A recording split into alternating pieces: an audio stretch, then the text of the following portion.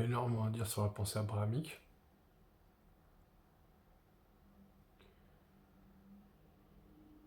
On va commencer par le fait que, sans doute, une poignée, peut-être même un seul individu, et sans doute pour des bonnes raisons, peut-être pour survivre, a cru bon convoquer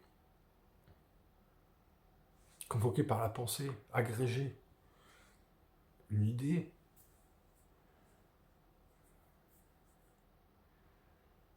le rapport entre le signifiant et le signifié, c'est quasiment magique.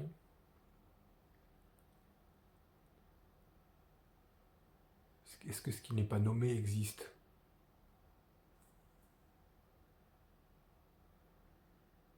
Ce qui n'a aucun vocable, aucun mot pour être désigné,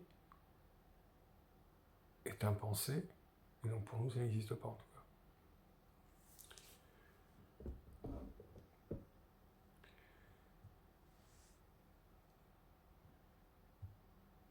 Le peuple hébreu n'était pas le premier peuple à avoir un dieu de la guerre. Il y avait des dieux de la guerre, des dieux de la mort, des dieux de la destruction. Parfois c'était la même figure. Parfois on retrouvait certains de ces attributs du tonnerre, des éclairs, de la foudre, de la tempête, des nuages. Bon, voilà.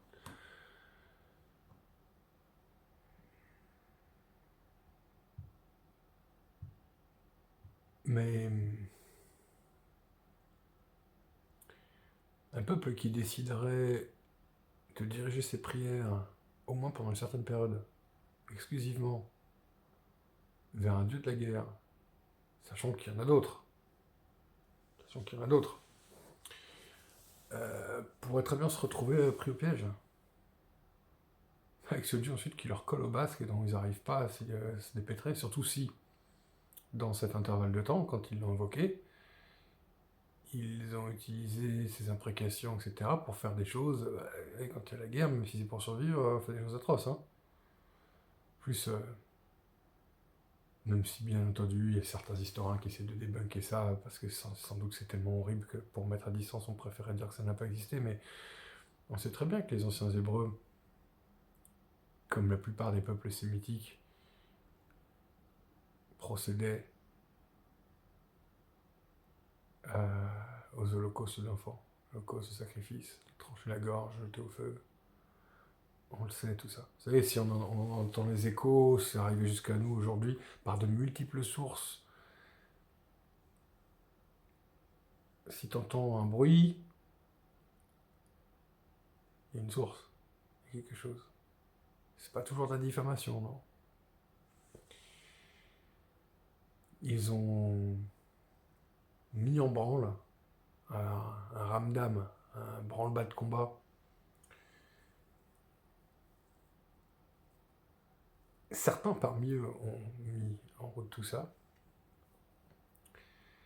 On sait que ces peuples-là pratiquaient le culte des couples sacrés, mais de la pierre noire, les bétiles,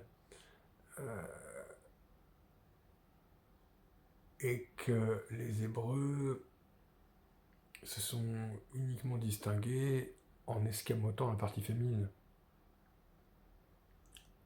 Astaré, Asherah, l'épouse mystique, la parèdre mystique de Yahvé, Baal, Melech, Moloch. Or, l'énergie féminine est très puissante. On parle de l'union de l'âme et du corps, mais nous sommes des esprits, nous avons un esprit de conscience, c'est des bien grands mots, mais maniaque précaution, mais en tout cas, on sait ce que les hormones peuvent nous faire. Les hormones créent du désir sexuel notamment, et ça peut nous rendre à moitié dingue, à moitié dingo. Qui n'a pas gardé dans un tréfonds de sa mémoire quelques dingueries qu'il aurait fait étant en pleine puberté à cause des hormones sexuelles. Or, qu'est-ce qui se passe quand vous mettez sous le boisseau l'énergie féminine? Que vous contrôlez l'accès à la sexualité? Et que vous empêchez les gens de s'adresser ou de visualiser, de maintenir une représentation d'une image féminine. Ces énergies, ces qualités, ces caractéristiques, ces caractéristiques de conscience, d'onde, de pensée, d'émotion qu'on pourrait, qui sont en nous, qu'on peut véhiculer, extérioriser quand on s'adresse à une identité féminine, ou quand elle n'est plus là, c'est la magie. De la magie, la magie. Et on agit sur l'âme. Et c'est un peu comme en alchimie, il y a les opérations de dilution, dissolution, concentration, décomposition, recomposition. C'est un peu comme la géométrie, ce sont des mécanismes naturels.